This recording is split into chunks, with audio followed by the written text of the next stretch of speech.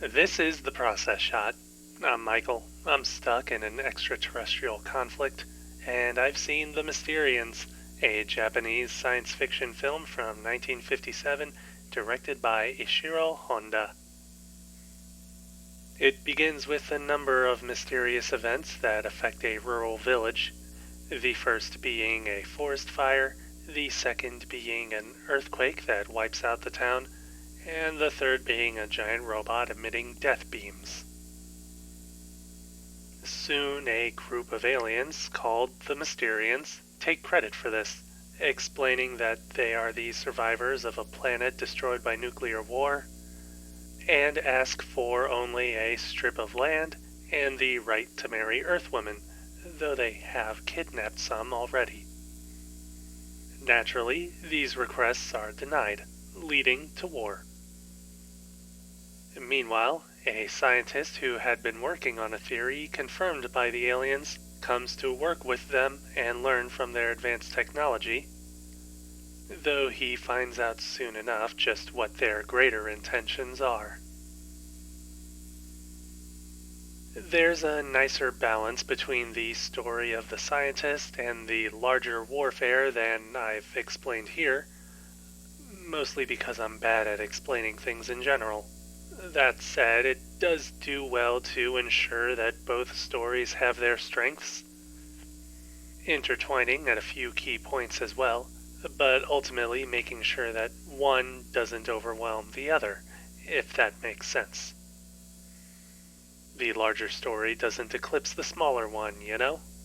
Anyways, I will say that there's more service towards the story at hand over anything else, specifically the characters and their own development.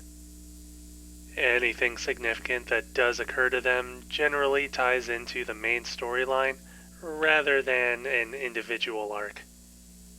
The scientist does get the most sort of development, of course, given the trajectory of his own story, but again it keeps in line with the greater conflict between Earth and the Mysterians.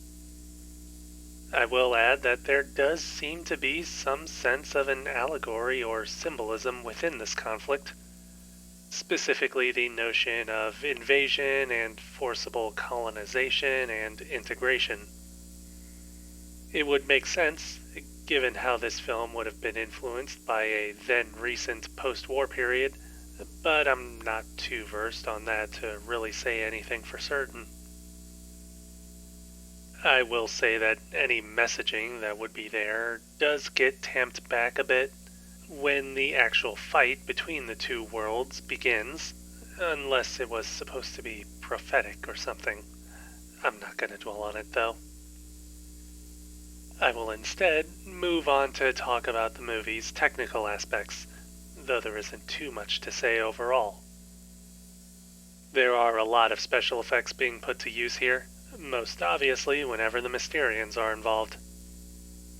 Their spaceship is loaded to the brim with vaguely futuristic devices, which may seem silly and impractical, but do at least set it far apart from Earth technology and settings.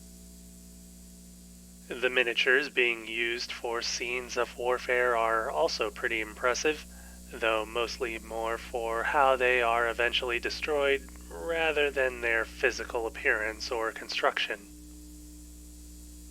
Cinematography does its best to make these seem life-sized, but it doesn't work out all too well. Though there are a few shots that do blend live footage with scaled set pieces, which do end up looking pretty good in the end.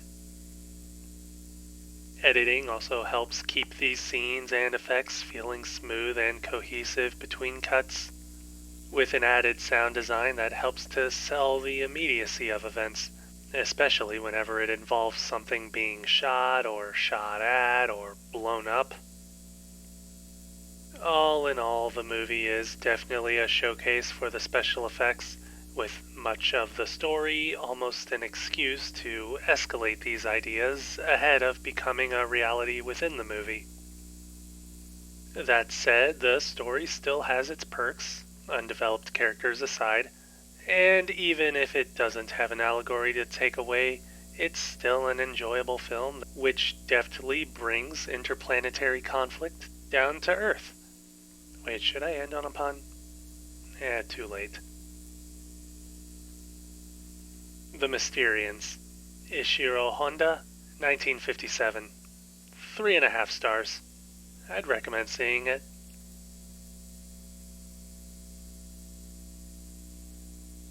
That's it for me. If you like this review, leave a like. If you have something to add, leave a comment. Subscribe to the channel for more reviews. I do wonder if there are any allegories to be taken from this. At the very least, I hope I'm right about the colonization thing. I don't want to look dumb on the internet.